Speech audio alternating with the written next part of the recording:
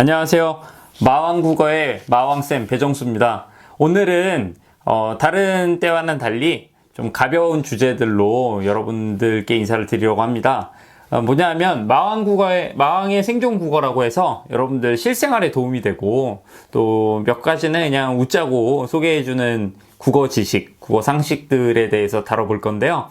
첫 번째 시간은 맞춤법에 대한 것입니다.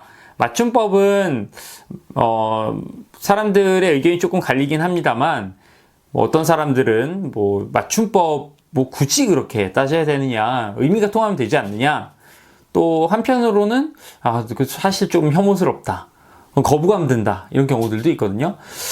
개인적인 제 생각은 뭐냐면 맞춤법은 맞춰서 쓰는 게 맞아요. 왜냐하면 다른 사람에게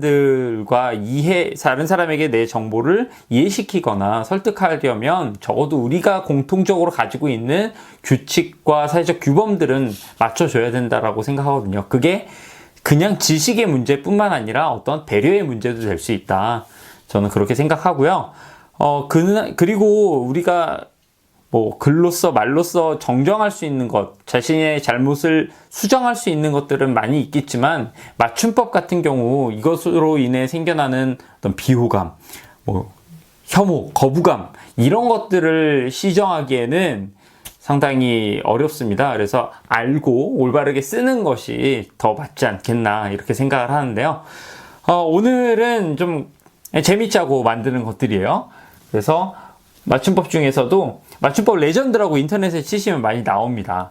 그래서 첫 번째는 발음의 문제 때문에 생기는 것들, 그리고 역시 발음 때문에 생겨났는데 어쩌다 보니까 너무 뜻이 문란해져 버린 것들 소개를 해드리겠습니다. 첫 번째는 이거네요. 삼가 고인의 명복을 빕니다. 고인의 명복을 빕니다는 맞아요. 고인, 돌아가신 분을 얘기하고 명복, 명계, 그러니까 죽은 이후의 세계의 복을 빈다라는 내용이죠. 다만 여기에 삼가 대신에 삼가라고 바꿔 써줘야 됩니다. 삼가는 부사로서 겸손하고 조심스러운 마음으로 정중하게 라는 의미를 가지고 있어요. 다음은 귀신이 고칼로리. 이거는 속담 자체를 몰라서 생기는 말이고 이 고칼로리를 바꿔줘야죠. 곡할 노릇이다. 이게 무슨 뜻이에요? 곡을 한다는 건 뭐죠? 제사 혹은 장례에서 우는 소리를 내거나 또는 그런 울음소리를 나타내는 게 바로 곡이라는 단어인데 사람이 죽고 나서 남아있는 유족들이 곡을 하죠, 보통.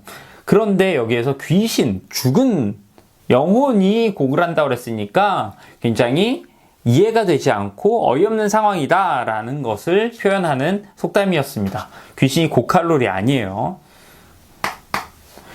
멘토로 삶기 좋은 인물. 삶자. 이 삶이 문제네.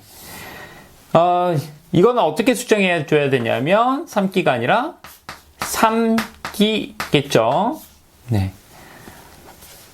이 삶는다라는 거는 끓는 물에다가 넣어서 익힌다라는 뜻이에요. 멘토는 너무 힘들겠죠.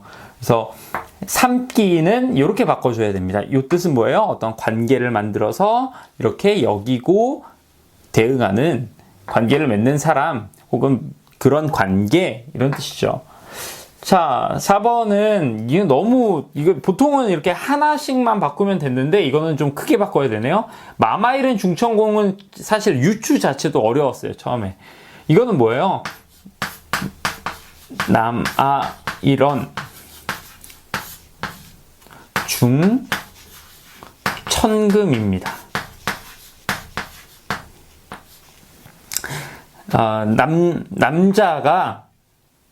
남자의 한마디는 그 무겁기가 천금과도 같다.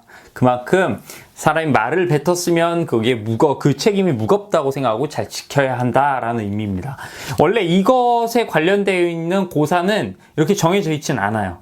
그러니까 위로 올라가 보면 논어에 비슷한 남자의 말이 내 말이 끄는 것과 같은 무게감이 있다로부터 시작을 했다고는 보는데 원문과 정확하게 일치하는 건 아니고 1903년도에 처음에 신문에 이런 중천이란 말이 나오고요. 그 다음에 1950년 정도의 신문에 보면 장부 일원 중천금이란 표현은 그때 나옵니다. 아무래도 장부란 말을 요즘 그렇게 자주 쓰는 게 아니니까 이제 최근에 들어와서는 남아 일원 중천금이라고 바뀐 게 아닌가라고 생각이 됩니다. 어쨌든 남아 일원 중천금은 무슨 의미인지 알 수 없는 그냥 되는 대로 쓴 오기, 잘못된 표현입니다.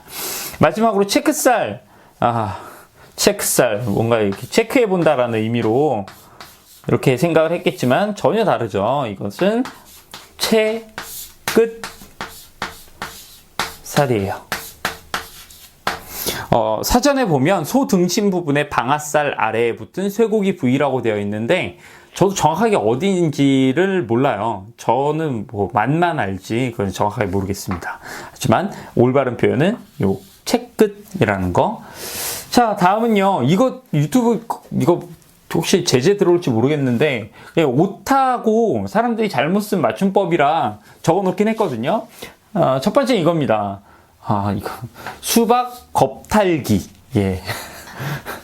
이것은 올바르게 고치면 뭐예요? 겉핥기, 무엇인가 핵심을 짚지 않고 정확하게 알지 않고 바깥에 있는 외면적인 것들 혹은 피상적인 것들만 알고 있다라는 식으로 표현하게 되는 게 수박 겉핥기인데 겉핥이란 말은 뭐예요? 힘과 억지로서 상대방의 것을 빼앗거나 혹은 강간한다 이런 뜻이죠.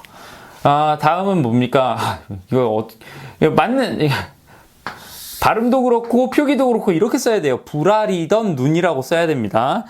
불아리다는 동사로서 눈을 크게 뜨고 눈망울을 사납게 굴리다라는 뜻이고요. 심지어 이거는 이 표현도 틀린 거예요. 이런 단어가 없습니다. 여러분들 상상하는 그걸 표기하려면 어떻게 해야 돼요? 고환을 뜻하는 말은 이렇게 쓰고요. 혹은 뒤에 있는 알 빼고 이렇게 적기도 한답니다. 네, 뭐 자주 쓰실 일이 있는지 모르겠지만 참고해 보세요. 그 다음 세 번째. 이걸 어떻게 발음해? 자, 올바른 표현은 뭐예요? 자이로 스윙입니다. 월드에 보면 세 가지 자이로 시리즈가 있죠. 뭐 스윙도 있고 스핀도 있고 드랍도 있고 그런데 자이로라는 말은 라틴어 자이로가 회전하는 것이란 뜻이에요. 회전하는 것. 그래서 자이로 스윙도 그렇고 그건 당연히 이렇게 돌고 그리고 자이로 드롭도 돌아서 올라가고 스핀 헷갈렸어요. 자이로 스핀까지 세 가지가 있는데 다 이렇게 돌아서 올라가거나 돌면서 움직임을 만들어내는 거라서 자이로라는 말을 붙였던 겁니다. 이거는 아니에요. 자, 그 다음에 4번. 예, 사극 같은 데서 나왔답니다. 오라를 받아라 라고 되어 있는데, 오라라고 하는 것은 조선시대에 이렇게 죄인들을 포박하지 않습니까? 이렇게 움직이거나 도망가지 못하게 묶는 그 줄을 오라라고 얘기했어요. 오라예요, 오라. 이 오랄은, 여러분들이 약간 좀 잘못 오해하는 부분들이 있는데, 오랄이란 말 자체가 야한 건 아니에요. 오랄은 뭐예요? 구강의 이런 뜻이에요. 그래서 우리가 구술 면접 이런 거 얘기할 때도 오럴 테스트라고 얘기합니다. 그러니까 뭐 이걸 너무 한쪽 의미로만 쓰지 마시고 이것도 뭐 이렇게 민망하거나 그런 단어는 아닙니다. 연상돼서 그렇지. 자, 어쨌든 지금까지 본 몇 가지 맞춤법 표기 오류들은요 아주 흔히 발생하는 것들은 아닙니다. 이거 발생하면 안 되고요. 다만 재미를 위해서 몇 가지 적어봤고요. 저는 이걸 보면서 되게 참신하다고 느꼈어요. 그리고 참신함을 넘어서 이런 것들을 상상해내는 게 상대방한테 얼마나 좀 말문을 막히게 하고 좀 당황하게 할 수 있는지도 새삼 느끼게 됐습니다. 다음 시간에는 좀 더 생활에 밀접하고 자주 틀리는 것들을 찾아보겠습니다. 그러면 마치겠습니다. 감사합니다.